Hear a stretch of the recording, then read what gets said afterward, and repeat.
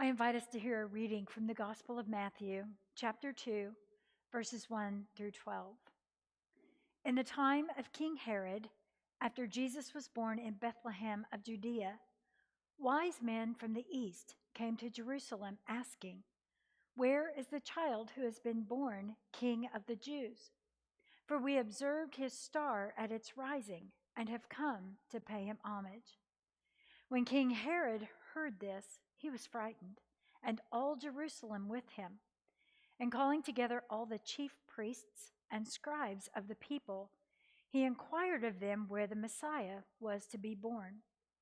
They told him, "In Bethlehem of Judea, for so it has been written by the prophet, and you, Bethlehem, in the land of Judah, are by no means least among the rulers of Judah. For from you shall come a ruler who is to shepherd my people Israel." Then Herod secretly called for the wise men and learned from them the exact time when the star had appeared. Then he sent them to Bethlehem, saying, "Go and search diligently for the child, and when you have found him, bring me word so that I may go and pay him homage." When they had heard the king, they set out, and there ahead of them went the star that they had seen at its rising, until it stopped over the place where the child was. When they saw that the star had stopped, they were overwhelmed with joy. On entering the house, they saw the child with Mary, his mother, and they knelt down and paid him homage. Then, opening their treasure chests, they offered him gifts of gold, frankincense, and myrrh. And having been warned in a dream not to return to Herod, they left for their own country by another road. You may know this by now, but I grew up as the youngest of 4 children, with a sister and 2 brothers. Our ages were diverse, spanning 13 years. But once I was old enough to be entertaining in their minds, I remember our family played a lot of board games. Specifically for this morning, I want to recall our epic games of Monopoly. As you may have experienced as well, sometimes a game would go on for hours. I was too young at the time to understand that the properties on the board were actual locations representing different parts of a city, taxation rates, utilities, and more. I knew it was good to own Boardwalk and Park Place, and I remember looking at the fake money and thinking how rich I was. Remember, each player was given $1,500 to start the game. 2 $500 bills, 2 $100 bills, 2 50s, 6 20s, 5 10s, 5 5s, and 5 1s. $1,500 seemed like a lot of money to be given without doing anything. And being the banker, that felt like the most important job of all. Marita, why Monopoly this morning? Well, I ask you to bear with me. I'll come back to it. On this Epiphany Sunday, as we remember the visit of the Magi to the Holy Family, we discover these visitors from afar still have much to share with us. They challenge us. Matthew's Gospel describes them as opening their treasure chests. They offered him gifts of gold, frankincense, and myrrh. Those 13 words have guided our imaginations for centuries as to how many visitors there were, why they offered those particular gifts, how much time elapsed before their arrival, and where exactly did they come from. And yet today, we turn to this story for a different reason, as we consider the difficult question of economic security and taking charge of our future, especially for our children, for our children's children, for our communities now and in the future. These strange, uninvited visitors remind us of the power of sharing what we have, of the power of community, even and especially in difficult economic times. Their arrival at and departure from the home of Joseph and Mary is a call then and now to social justice. Why do I refer to this as a call to social justice? 20 years ago, the national debt had all but been erased. And yet, here we are, 20 years later. I'd like to put it into perspective for us with some information in an article published by the Peter G. Peterson Foundation last fall. In November of 2020, the national debt had risen to $27 trillion. That number is difficult for us to comprehend, much like a child holding $1,500 in Monopoly money. So here are some thoughts to help us understand. $27 trillion is greater than the size of the economies of China, Japan, Germany, and India combined. Think about that. $27 trillion amounts to $210,000 per household, or $82,000 per person in the United States.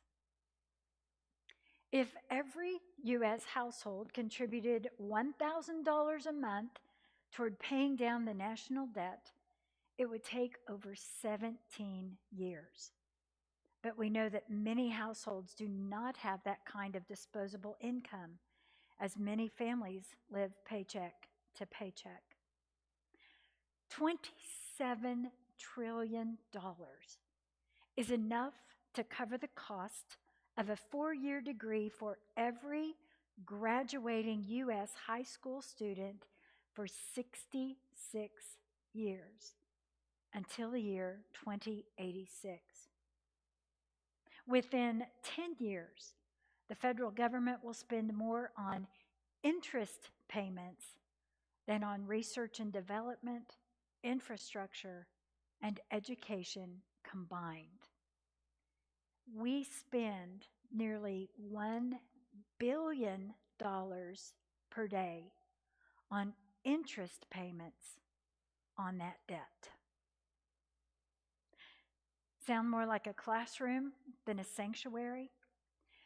Maybe we need this space to serve as both. I shared the information that I've just shared with you. I shared it with our youth group in mid-November. I wish you could have seen their faces, especially the slide about the amount being enough to pay for a 4-year degree through 2086. That one hit home with our young people, and it helped me realize the crisis that lies ahead for the next generations. And so I turned to the familiar story of the wise men, the Magi, and their gifts to inspire us to think about economic social justice. Most biblical scholars believe that up to 2 years may have passed before the Magi finally reached their destination in Bethlehem. If we read the story literally, that they saw the star, then departed and traveled, we have to acknowledge their arrival was not immediate. If we read the story literally, we are not told their starting point, or even if they all started at the same place. If we read the story literally, we do not know how many were traveling in this caravan by the time it reached Joseph and Mary and their child.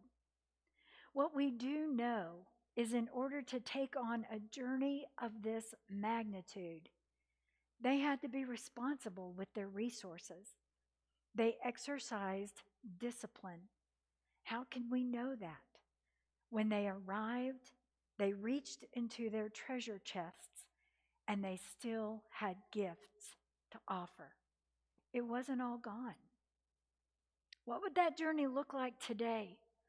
Would this traveling caravan pull out a credit card each time it stopped? Maybe a Capital One BC? I know that maybe is lighthearted, but it's no laughing matter in the world today. It is so easy to pull out that little plastic card and get what we want when we want it. And at what cost? Interest rates of up to 29% or even more. Companies are more than happy to give out cards because they reap the benefits of our have to have it now attitudes. Jesus said in John 10:10 that he came that we might have life and have it abundantly. But he didn't say right now, and he didn't say at the cost of crippling debt. The first lesson of the wise men on this issue is to act responsibly with the treasures we have. There is an old joke that if it had been wise women who visited from afar, they would have asked directions, arrived on time, helped deliver the baby, cleaned the stable, made a casserole, and brought practical gifts. Regardless of gender, the second lesson of the visit of the Magi is that we are stronger when we work together, sharing our gifts for a greater good. We think of the gifts described, gold, frankincense, myrrh, as impractical. But in reality, the wise men gave the equivalent of cash and tradable commodities. We think of the gifts of representative of what the child was to become. But in reality, the gifts provided a foundation, a means of strength for a young family who in this gospel were about to embark on a long journey of their own as immigrants in a foreign land.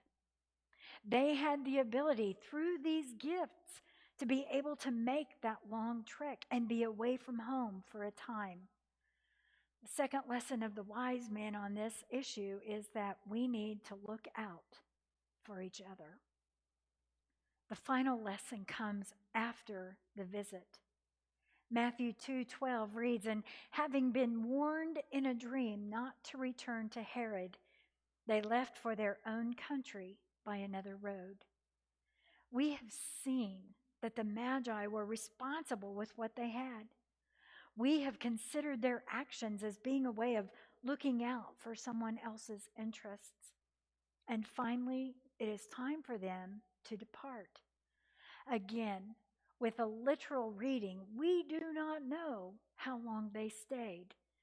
But at the appropriate time, we are told they left by a different road. Call it divine intervention, call it wisdom, call it a hunch. They knew they needed to travel differently. Without speaking a word or offering any kind of gift, they give us perhaps the lesson that we most need to hear today. Something needed to change. Taking the same road would bring consequences they did not want to incur. Taking the same road was more dangerous than changing direction. Church, do we hear that? Can we hear the wisdom in that decision? In the next week, you will be invited to a dialogue about the issue of economic security. Maybe you see this as a social justice issue. Maybe you think it's a little bit too much mixing of money and religion. My suggestion to us this morning is that this church is already involved in this issue. We host the core community group every Thursday night. We donate and participate with emergency aid and the food bank. We share meals at the Dream Center. Donations are given to Fellow Man International, Operation Christmas Child, Youthville Ornaments, and preschool scholarships. I've been told that we are known as a mission-oriented church in Great Bend. That feels good, but is there a challenge for us in this final lesson? Are we finding ourselves on the same road? If we are, is that more dangerous than changing direction? Do we settle for what we've always done that seems to be enough? Or do we really listen for the voice that tells us to take a different road? Over the course of this next week, I challenge the church, the wise men and the wise women of 2021, each one of us in this sanctuary and those watching virtually from home, through prayer and discernment, to consider the gifts we have to bring to this moment, not the monetary gifts. I challenge each one of us to look into our treasure chests to see the gifts we have to offer. Is it expertise in creating and sticking to a budget? Can you teach that to someone else? Is it time to walk as a core friend with someone who is striving to find their way out of poverty? Is it the ability to see a different road, to envision for oneself and for others a pathway that leads away from harmful practices and trends that keep us locked in economic insecurity? A pathway maybe that leads the church away from the way we've always done it, to discovering how God is leading us. Matthew's gospel tells us that the Magi left by a different road after having seen the Christ child. Church, we have seen him as well. What road will we take as we move forward in service, in seeking justice in his name? Amen.